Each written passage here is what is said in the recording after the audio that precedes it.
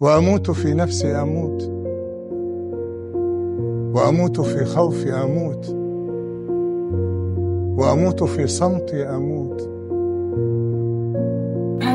ده أحمد ابني وهو صغير قوي يعني. انت عارفة يا هند اللحظة اللي تشوفي فيها نفسك بس كائن صغير، بس انت مش مجرد عينين، انت ما تحويل عينين بقى، مش مجرد شكل عينين يعني. وجهة النظر اللي في العينين، الحاجات دي بحس انه قريب مني. الأبوة غيرت في خالد صالح.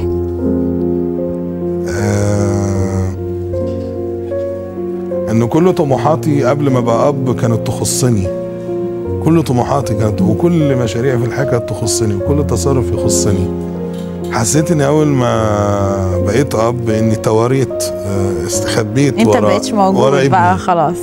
استخبيت ورا أحمد، ورا طلباته، ورا طموحاته، ورا دماغه، ورا أفكاره.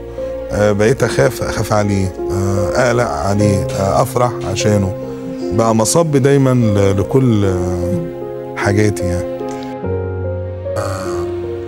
أصحاب في حدود ولحدود يعني. في أحيانا بيبقى هو محتاج مني الأب مش الصاحب، وهو مش عارف. أحيانا ده بس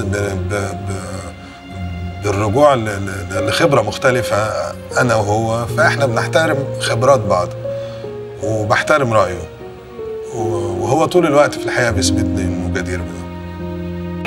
أنا عارف إن كل واحد بيقول إن أبوه هو أحسن حد في الدنيا،